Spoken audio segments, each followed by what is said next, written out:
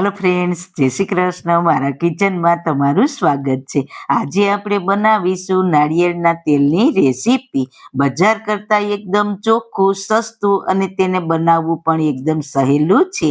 નાળિયેરનું તેલ આપણે વાળ, સ્કિન અને ઘણી વખત અમુક રેસીપીમાં પણ ઉપયોગમાં લેતા હોઈએ છીએ। અને ખાસ કરીને તમને સ્કિનના કોઈ પ્રોબ્લેમ હોય તો તમે આ ઘરે બનાવેલું શુદ્ધ નાળિયેર તેલ લગાવશો તો 100% તમને રિઝલ્ટ મળશે। મારા ખુદનો અનુભવ છે, પણ બજારનું નહીં, આ જ રીતના ઘરે બનાવેલું હોવું જોઈએ। તમે જેમ માખણમાંથી ઘી બનાવો તેમ જ નાળિયેરમાંથી તેલ બનીને તૈયાર થઈ જાય છે। ખૂબ જ સહેલી રીતથી હું તમને આગળ બતાવીશ। તો ચલો બધા જ બનાવી શકે તેવું એકદમ શુદ્ધ નાળિયેર તેલ બનાવવાનું સ્ટાર્ટ કરીએ। રેસીપી સ્ટાર્ટ કર્યા પહેલા જો તમને મારી રેસીપી ગમતી હોય ને હજુ સુધી ચેનલને સબસ્ક્રાઇબ ન કરી હોય તો પ્લીઝ સબસ્ક્રાઇબ કરજો અને બાજુમાં આપેલ બેલ આઇકન પ્રેસ કરજો એટલે નવી નવી રેસીપીના નોટિફિકેશન મળતા રહે। સૌથી પહેલા બજાર કરતાં એકદમ ચોખ્ખું, સસ્તું, શુદ્ધ નાળિયેરનું તેલ બનાવવા માટે મેં અહીંયા 3 નાળિયેર લીધા છે।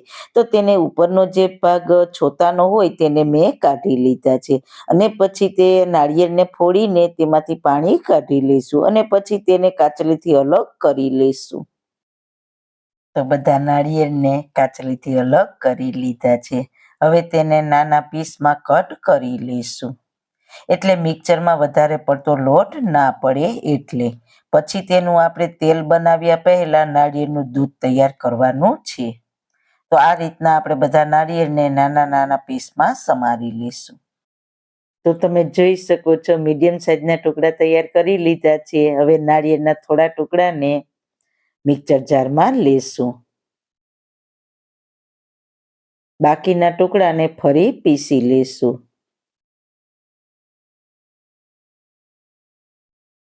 તો તેમાં 1 ગ્લાસ પાણી ઉમેરીશું અને સારી રીતના ક્રશ કરી લઈશું।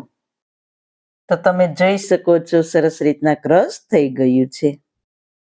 હવે નાળિયેરના દૂધને અલગ કરવા માટે એક બાઉલ ઉપર કોટનનું કપડું રાખીને તેમાં નાળિયેરને ક્રશ કર્યું છે તે નાખીશું। બાકીના ટુકડાને પણ ક્રશ કરી લીધા છે અને બધી બાજુથી કપડું ભેગું કરીને આ રીતના પ્રેસ કરીને બધું દૂધ અલગ કરી લઈશું। તો આ પ્રોસેસ 3 થી 4 વખત કરવાની છે। તો એક વખત બધા નાળિયેરને ક્રશ કરીને આ રીતના નાળિયેરનું દૂધ અલગ કરી લઈશું। આ નાળિયેરનું છીણ છે તેમાં ઘણું બધું દૂધ હોય છે, તો તેને અલગ કરવા માટે ફરી તેને મિક્સર જારમાં લેશું। તેમાં 1 ગ્લાસ પાણી ઉમેરીને ફરી તેને પીસી લેશું, એટલે પાણી સાથે નાળિયેરનું દૂધ છે તે અલગ થઈ જશે। ફરી તેને કપડામાં લઈને તેને આપણે પહેલી વખત દૂધ અલગ કર્યું તે રીતના દૂધને અલગ કરી લેશું। આ જે નાળિયેરનું છીણ વધ્યું છે તેને તમે સૂકવીને તેને સૂકા નાળિયેર તરીકે પણ વાપરી શકો છો અને તેનો ટોપરા પાક પણ કરી શકો છો। તો નાળિયેરનું દૂધ બધું સરસ રીતના નીકળી ગયું છે। તો નાળિયેરનું દૂધ આ રીતના ચમચીને કોટિંગ થઈ જાય તેવી થિકનેસ વાળું છે। આવું મીડિયમ ઘટ દૂધ તૈયાર કરવાનું હોય છે। તો છે ને બાકી નાળિયેરનું દૂધ ઘરે બનાવવું એકદમ સહેલું। નાળિયેરના દૂધને આપણે મોટી તપેલીમાં ટ્રાન્સફર કરી લઈશું। હવે આપણે દૂધમાંથી મલાઈ અલગ કરીએ છીએ ને તેમજ નાળિયેરના દૂધમાંથી આપણે તેલ અલગ કરવા માટે નાળિયેરના દૂધની મલાઈ અલગ કરવાની છે। તો હવે આને ઢાંકીને ફ્રીઝરમાં નહીં, ફ્રીજમાં 24 કલાક માટે રાખી દઈશું। 24 કલાક થઈ ગઈ છે તો તમે જોઈ શકો છો આપણે જે પાણી ઉમેર્યું હતું તે બધું અલગ થઈ ગયું છે અને તેમાં જે તેલ હતું તે ઉપર આવી ગયું। જેમ દહીં થીક હોય એ રીતના એકદમ સરસ થીક મલાઈ થઈ ગઈ છે। તો આ મલાઈને અલગ કાઢી લઈશું નાળિયેરનું તેલ બનાવવા માટે અને ખાસ નાળિયેરનું તેલ બનતું હશે ને ત્યારે તેલના છાંટા ઉડશે. જેમ આપણે ટમેટો કેચઅપ બનાવીએ છીએ ત્યારે ટમેટાના છાંટા ઉડે છે ને તે જ રીતના. એટલે તમારે તેલ બનાવવા માટે કઢાઈ થોડી ઊંડી અને મોટી હોય તેવી લેવાની. તો આ રીતના આપણે બધી મલાઈને કઢાઈમાં લઈ લેશું. તેલ બનાવવા માટે તમે જાડા તળિયાવાળી કઢાઈ લેશો ને એટલે મલાઈ બિલકુલ તળિયે નહીં ચોટે. અને તેલ તમે જ્યારે બનાવતા હશો ને ત્યારે ગેસની ફ્લેમ સ્લો કરીને સાઈડમાં બીજું કામ પણ કરી શકશો. તો આપણે બધી મલાઈને કઢાઈમાં લઈ લીધી છે એને આપણે ગેસ પર લઈ લઈશું. બસ આપણે જેમ માખણમાંથી ઘી અલગ કરીએ છીએ તે જ પ્રોસેસ કરવાની છે. અને ગેસની ફ્લેમ સ્લો રાખીશું. સ્લો ફ્લેમ ઉપર રાખવાથી તેના પોષક તત્વો જળવાઈ રહેશે અને હાઈ ફ્લેમ ઉપર રાખશો તો તેના પોષક તત્વો બળી જશે.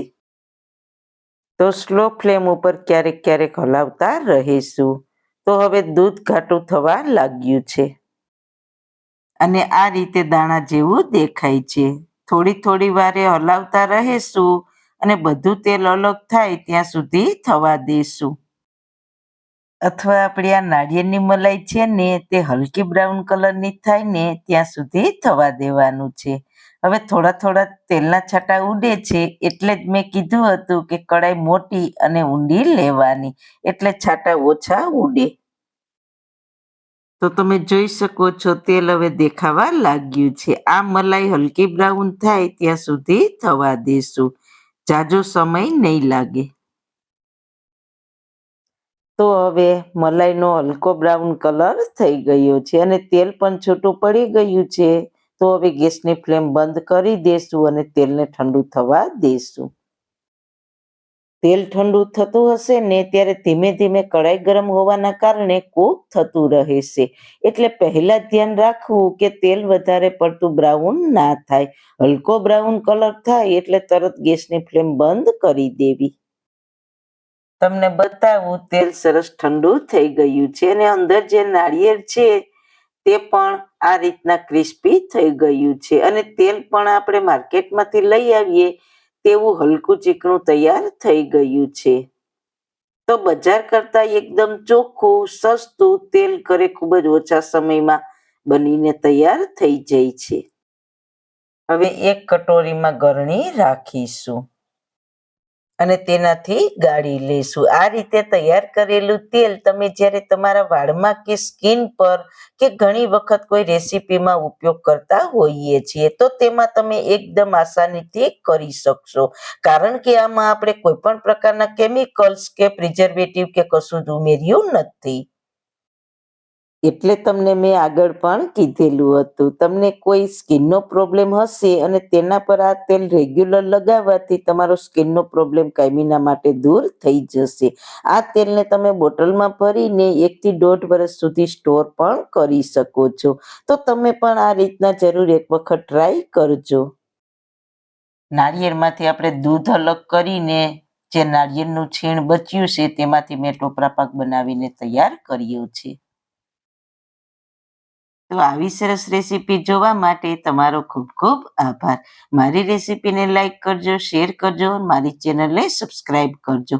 ફરી મળીશું નવી રેસીપી સાથે. જય શ્રી કૃષ્ણ.